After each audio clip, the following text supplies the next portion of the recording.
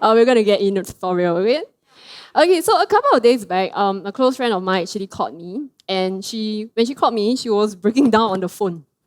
So I was very shocked because this friend of mine, she is a really strong kind of personality kind of friend, very independent, and I was very taken aback. So because it seldom happened throughout the 10 years of knowing her. So what happened was basically she and her boyfriend has been discussing about purchasing a home together for some time, and things just got serious. So he was about to pull the trigger. They were going to buy the new place that they just saw last weekend. So naturally, the next step will be after they purchase the home would be proposal, marriage, etc. So when I was hearing it, I was like, congrats! Isn't that an amazing, awesome thing? And also from what I know, her boyfriend is a really good guy. He's responsible. He sounded serious about committing to spend his life with her, etc. And yet, here is my friend over the phone telling me, I'm so scared. I'm not sure about everything. So I was really confused and I started to dig further. I started asking her questions, which is, are you fearful of marriage because your own parents are divorced? I started asking her, is it because you're not sure if this boyfriend of yours is the right person for you? So it turned out it wasn't all those, but simply she was fearful of what would happen in the future. The thought of having to move out of her house to live with someone else, it freaked her out. Because she had gotten so used to being comfortable, she liked the way her life was right now, the independence, the freedom. So even though she knew it was a good thing and she loved him, this whole change of stepping out into the unknown was scary for her. Some of us here, you can relate to the story. Of course, I know most of us are not attached or getting married anytime soon. But this whole idea of fearing the unknown, resisting change because we've gotten so comfortable with how things are, is probably something we can all relate to at some point of time in our lives. So for the youth, perhaps, you have been hanging out with a certain group of friends for many, many years. And even though you know that they are not really a good influence for you, you are reluctant to change your current group of friends because you're afraid of what might happen. You're scared that you cannot find better friends. So my message for today is embracing change. Humans, we are somehow, hardwired to dislike uncertainty. We like predictability and control. We want things to fall neatly into the space that we have imagined. Yes, it's a good thing to have a certain degree of stability and control. In fact, it's healthy for our emotional and mental well-being. I can't imagine having to deal with changes 24/7. I'll probably go crazy. But if we become too comfortable with our present state of life, with status quo, we stop making room for changes. Just because everything is going fine in life doesn't mean it will always be fine, or there is no room for further improvements or change. In fact, very often we may sabotage ourselves by resisting change. For example, giving up an opportunity at work because it's a new thing that you have not done before. Or wanting to do better in your studies, but you refuse to give up gaming. Or you do nothing to change up how you've been studying because it's too troublesome. So when we resist change, we become rigid in our thinking, set in our ways, and we sort of box ourselves up.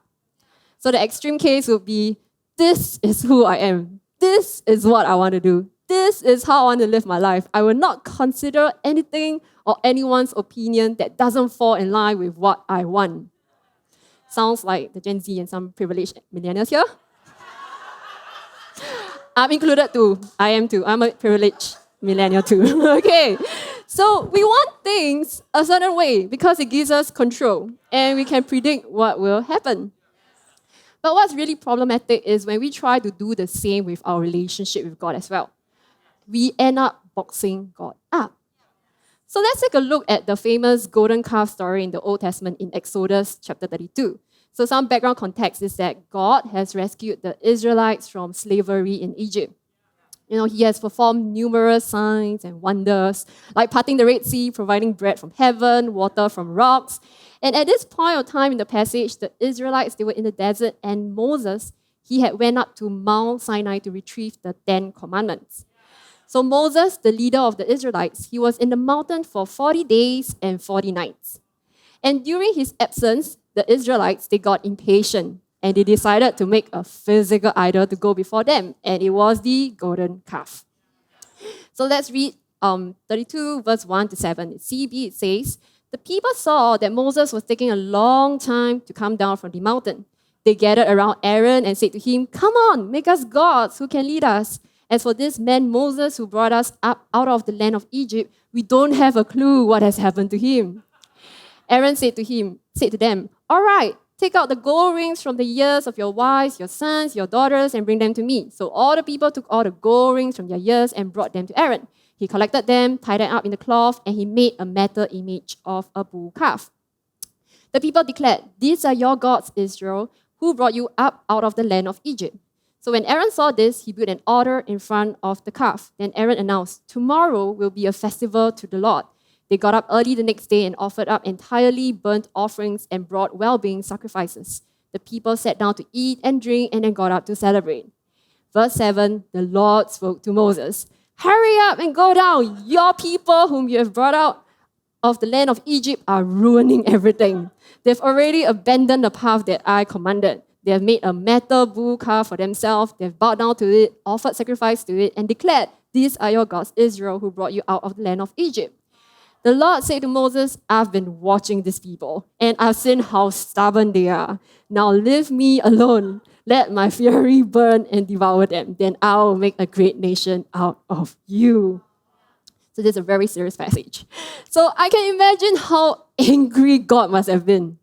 You see, earlier on, a few chapters in the book of Exodus, God has made a covenant with the Israelites. He made a covenant that he will be faithful to them, and he commanded them to not make any idols of any kind or to worship them. But what did they do? They rebelled, and they built an idol, the golden calf, for themselves. You see, the Israelites, they were waiting around, and the uncertainty of not knowing when Moses would return or what happened to him, it made them fearful. So they wanted to be in control of their own fate.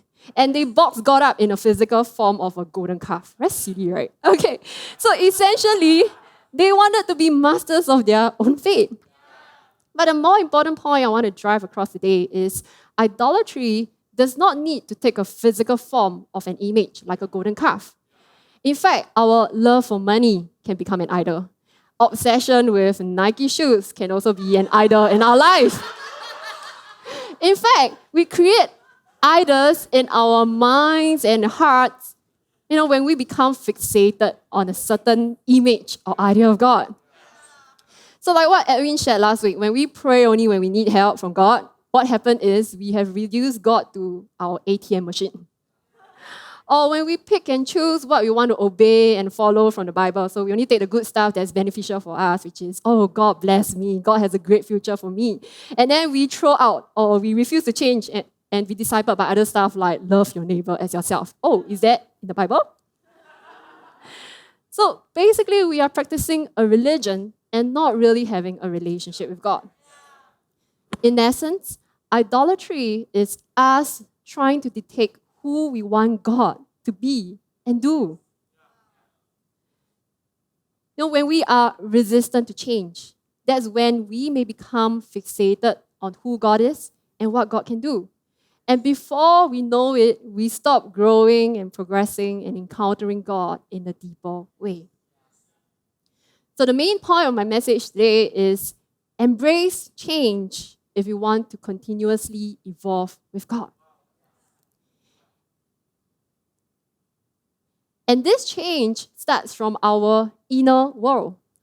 So take a look at Matthew 5:8, the Message version. It's very interesting. It says, you are blessed when you get your inside world, your mind and heart put right. Then you can see God in the outside world. Isn't it really fascinating how the Bible says that if we want to see God in this world, that we got to first put our mind and hearts right? That our inner world has to be set right in order for us to truly see God for who He is in our lives. So today I want to give you 3 things that we can do to embrace change so that we can continue to evolve with God and continue to see Him in this world. So first point I have is we got to learn to sit with uncertainty.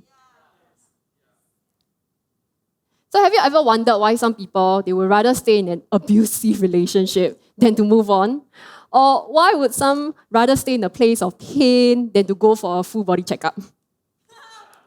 So most of the time, it really boils down to fearing the unknown. Not knowing if they will be able to find someone else better, afraid to receive a negative health report. The fear of the unknown is often paralyzing, intimidating, so much so that we rather stay in a place of pain because at the very least, we have control over what is known. So we all know that uncertainty is very stressful. But I learned something new recently, and that is uncertainty is actually more stressful than predictable negative outcomes. So apparently, research has shown that it is more stressful wondering if you'll make it on time to church versus knowing that you'll be late for service. Make sense? Okay, wait. And it's more stressful wondering if you're about to get sacked over being relatively sure that it will happen. Okay, so let me explain the science behind it. So this happens in the part of our brain called the striatum, which is often labeled as the reward center. So over the years of evolution, this part of our brain has evolved and it has learned to not only anticipate the good and bad consequences, but it has the ability to predict the likelihood of these outcomes. In fact, this part of the brain becomes flooded with dopamine and is super active when the probability approaches 50%. So what happens is, if the probability of the negative and positive outcome is 50:50, this part of the brain is triggered to do whatever it can to improve the likelihood of the positive outcome. So to paint a clearer picture, so how many of you take the bus 13 to church? I do. I take the bus 13 to church, to school, to work, to dance, not school. And so I'm a frequent bus 13 person. So on days when the traffic is going well, and I know I'm likely going to get to my meetings on time, there's really no need for me to worry or fret, right? However, if there's a huge jam ahead, maybe a car accident, there's a huge and a high chance that I'll be late. So usually I'll feel slightly bad. I'll just drop a text, say, hey, sorry guys, I'm going to be late. There's a huge jam. But here's the thing. If the chances of me making it on time to church is 50:50, that's when I really start to feel anxious. My heart starts to beat really fast and I start to go, oh my gosh, why is the bus so crowded today?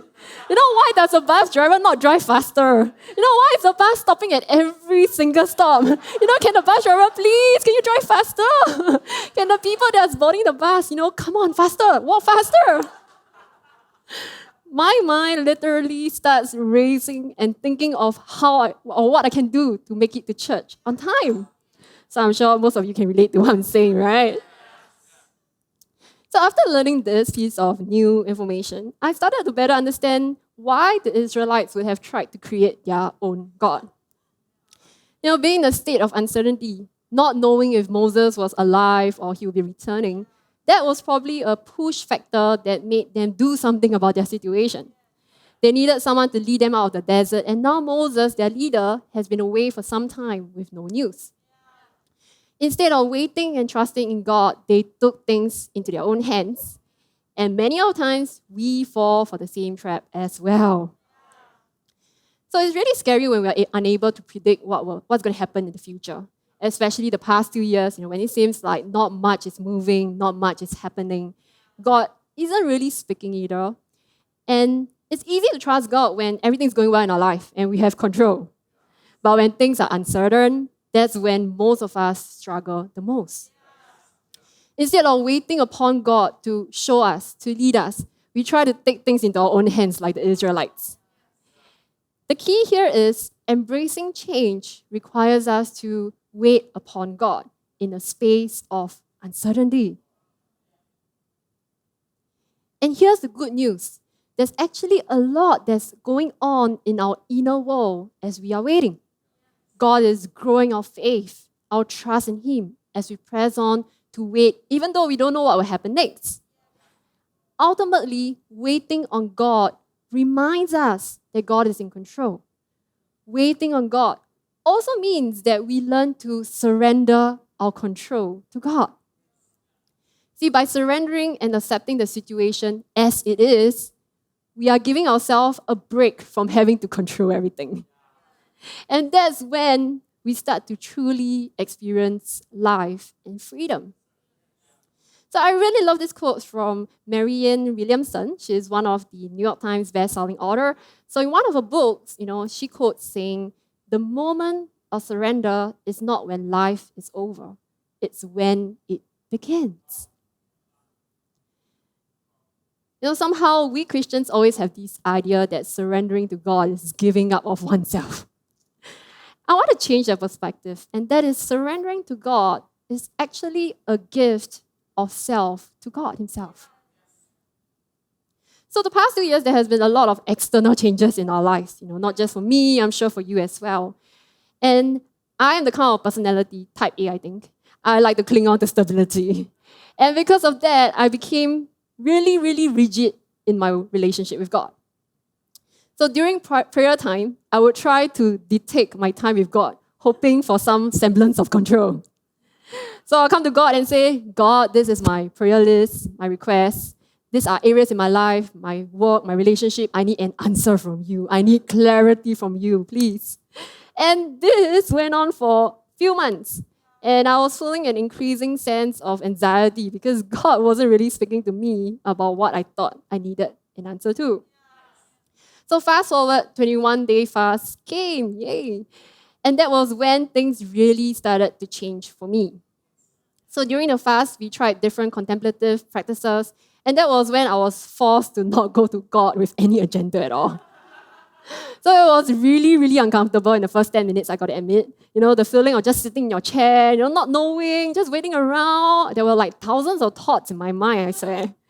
But as the time goes by, after the 10 minutes mark, the 15 minutes mark, I started to let go of those thoughts of, "God, I need you to, within this 30 minutes, speak to me about this." I began to let go of all this and just began to accept the fact that whether God speaks to me or show me anything is not within my control. And surprisingly, it is then that I began to experience a peace in a very, very long time. A really reassuring kind of peace that even though God didn't speak to me anything about work or relationship or things that I was praying and hoping for, I knew somehow deep in my heart that I could trust that God is in control no matter what. And that moment itself was really freeing, knowing that it is not within my control anymore.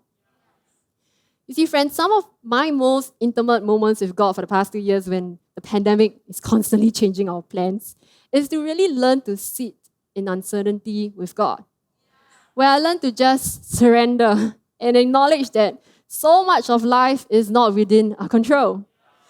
So I want to encourage you today, this period, when you pray or do your quiet time, learn to sit with uncertainty as you wait upon God.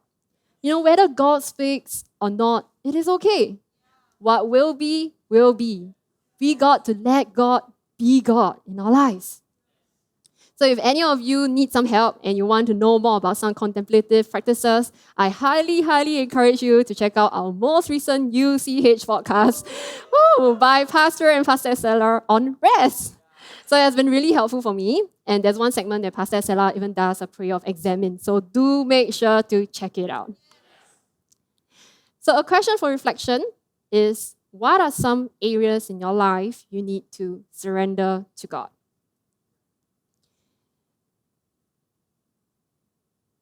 So don't worry, we'll come back to it again at the end. So we'll move on to the second point, and that is, secondly, to embrace change, you got to elevate your thinking. Sometimes in our relationship, we can fixate on a certain image and idea of God. Just like the Israelites, their faith in God has always been built upon something that was tangible, something that can be seen. God was a God who parted the Red Sea for them, gave them bread from heaven, guided them with a pillar of cloud in the day, pillar of fire in the night. So to the Israelites, God was real in the miracles, signs, and wonders in which they could see and was visible to them. So they were constantly actually looking for God in the signs and wonders. And it's really no surprise that when Moses was away in that period of uncertainty, that they created the golden calf, a God that was visible to them to guide them. Essentially, the Israelites, they boxed God up in a physical representation of a golden calf, one that they could see, feel, and touch. And it got me reflecting further. We do that to God many times too. When we first start out as a young Christian, oftentimes our prayers get answered almost instantaneously, right? You pray for the bus and the bus comes immediately. Hallelujah. Amen. And we recognize that God is our Jehovah Jireh, which is the God who provides.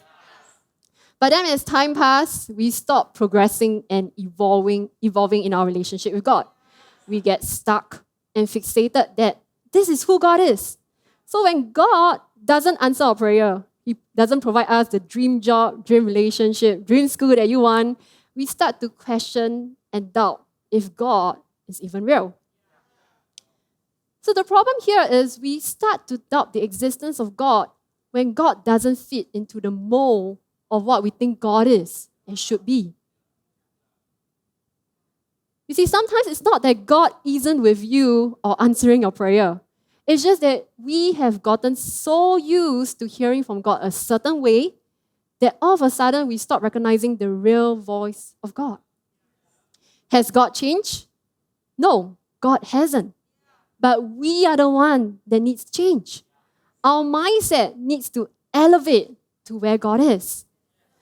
So Matthew 4:17, NLT, this is one of the first things that Jesus said when He started preaching. So He says, repent of your sins and turn to God, for the kingdom of heaven is near. Do you know that the word usually translated as repent is the Greek word called metanoia, which is actually best translated as turn around your mind or change your thinking. So basically, Jesus was saying, change your thinking and turn to God. Wow. You see, most of us, we hardly move towards a new way of thinking or actual change until we are forced to, kicked to in our butt to do so. And this usually means some form of suffering or disturbance that disrupt our comfort. It's not a natural instinct for us humans to seek out God in a deeper way until we meet a crisis or challenge. So the book of Job is an interesting one. So we're going to study this character and his story basically. So Job, he was an upright and honest man who feared and loved God. But then we read on in the story that God allows Satan to inflict suffering on Job.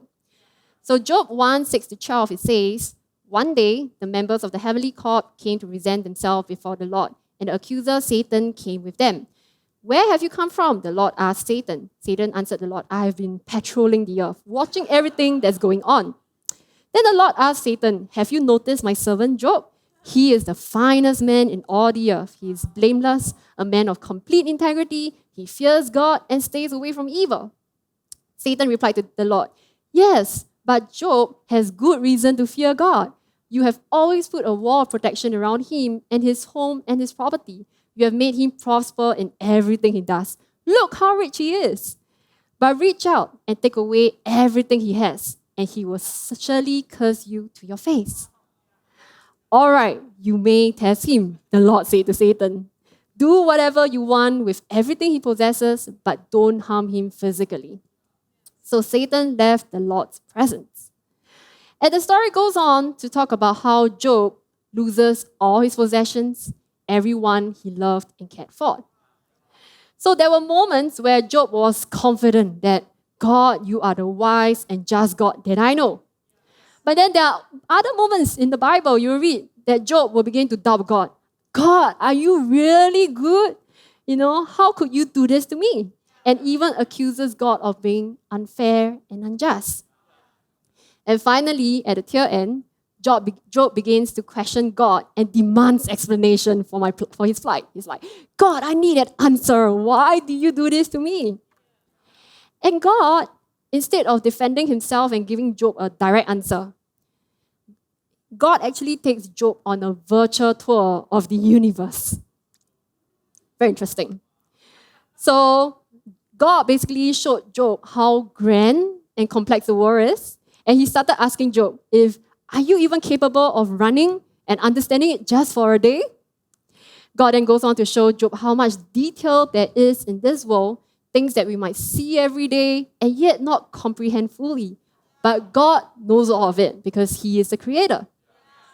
So it's very funny, this passage, Job 38, 4-7, this is where God begins to question Job back. He said, "Where were you when I laid the foundations of the earth? Tell me if you know so much. Who determines its dimension and stretch out the surveying line? What supports its foundation and who laid its cornerstones? As the morning stars sang together and all the angels shouted for joy." So it's very long, so if you're curious, you can read it yourself for quiet time. And this continues all the way for 3 chapters until chapter 41. Wow. So from the start, Job's point of view is, God, you are this unjust God. But at the end of the story, Job came to realize that God's perspective is infinitely bigger, way more complex than what his finite little mind could even comprehend. He humbled himself before God as he recognized how foolish he was for judging God. And although Job never learned why he had to suffer, he had grew to trust God and was able to live in peace. So through the entire story of Job, God had elevated Job's thinking. You see, sometimes our journey with God can be pretty similar to Job as well. We go through stuff in life that we cannot understand, or we see the injustice and evil in this world, and we begin to question and even point our fingers at God. Like, God, why would you allow such a thing to happen? The truth is, a lot of times when we blame God, we are really saying we know better. We think we know better, but really, we don't know any better at all. Friend, we got to remember that God is God. He knows exactly what He is doing, and we cannot confine Him in our finite human mind, or we cannot try to box God up. So friend, perhaps you are going through something challenging and you cannot understand why. Maybe, what if God is actually trying to show you something more? What if God is actually trying to break you out of your old mindset, your old ways of thinking? And in those moments, we can either choose to be self-aware, recognize that perhaps there's really something within me that needs to shift in how I view and think about God, or remain stubborn about it. So how then do we go about elevating our thinking? So sometimes the only way to elevate your thinking is through opening up your mind to new information and inputs from external sources. So our mind can be like a prison that will trap you in misery, especially when you are stuck and fixated on a certain way of thinking. But enlightenment and the gain of new insights can actually set you free. Be it God speaking to you directly or orchestrating an external event or situation to catch your attention, or really through what people around you are saying to you. So to give you a very, very simple analogy, I didn't realize how addicted I was to TikTok. Until one day, I was looking at my iPhone and then I saw my screen time and I got a shock. I realized I was spending close to 3 hours a day just scrolling the app. Oh no. It took an external reminder to make me aware and realize my own addiction. So sometimes in order to change our thought patterns, we need both self-awareness and input from God and people. And sometimes it's as simple as listening to a podcast like UCH, reading a book, or going for counseling therapy sessions to understand yourself better. So last year, during COVID, I actually took a course in counseling. So one of the techniques that we learned was actually how to reflect what the client has shared. So basically, you're acting like a mirror. So if the client were to say, I feel sad because of school, the counselor will literally repeat back to the client, I hear that you're feeling sad because of school. So what this does is that it actually helps the clients to pay attention to the feelings they have about an issue or problem. It results in clarification of feelings, it helps the client feel understood, and most importantly, an accurate reflection enables the client to have a moment of enlightenment, an aha moment as they gain, oh. So you see, counselors are not there to problem solve, but rather they are there to help the person become aware of their emotions and thought patterns. And this awareness is the first and most important step to making a change. So maybe you are feeling stuck in your relationship with God. Maybe you might be even questioning if God is really, really real anymore, and if that is all there is to Christianity. Friend, I want to encourage you today, open up your mind. Let go of what you think who God is, and perhaps embrace inputs from your close friends, mentors, or even read a book or listen to a podcast. It really is that simple. But the key here is you got to have an open mind and not be stubborn about it. So a question to reflect on is, what are some mindsets that have been limiting you?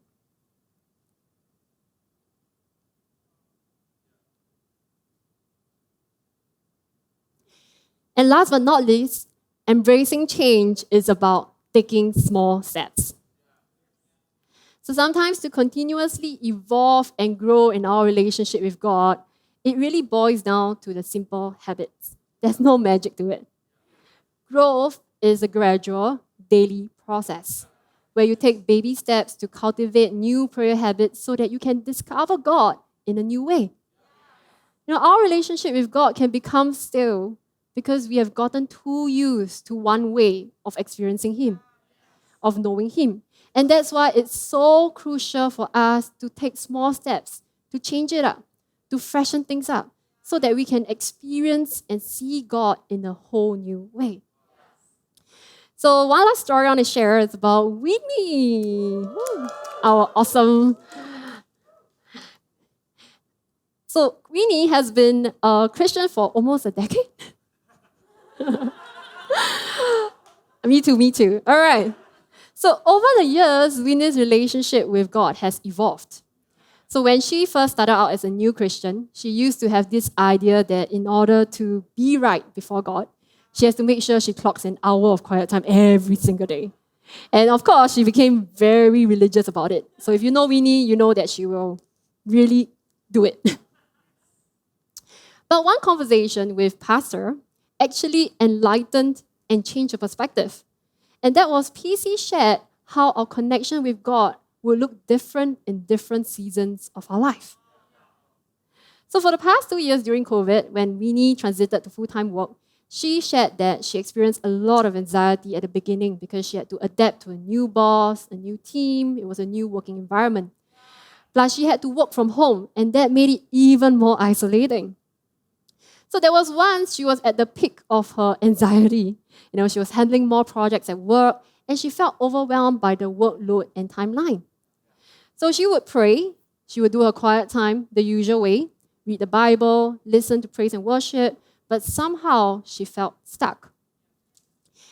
And then that was when she made a conscious decision to change up her prayer life by stepping out of her house and going on walks in the nature. So there was once Winnie was doing QT at Gardens by the Bay. Wow. Not just Garden by the Bay, she went to McRitchie, East Coast Park, so many different parks. So at Gardens by the Bay once, she was reading Erwin McManus' book about how our imagination can unlock possibilities. So in the book, it was saying that how there can be negative and positive thoughts, and how for every negative thoughts, we can use a positive thoughts to hold it down. And as she was reading, God spoke to her that those positive thoughts are who God says she is.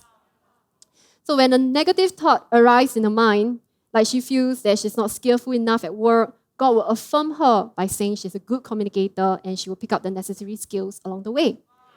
Or when she has thoughts on how she is lacking somehow in supporting her team, God would remind her that she's a team player and to not overthink. It was in those walks in the nature that Winnie began to connect to God in a deeper and new way. And really, all that Winnie did was to simply change the scenery by praying in the nature instead of at home. And that led to fresh and deeper encounters with God. So whether you're a new Christian, a few months old, or a Christian for a really long time, I want to encourage you to consistently explore new ways of connecting to God. Don't get too comfortable with just one way of experiencing God. So the question I want to leave you to reflect is, what are some small habits you can incorporate into your prayer life?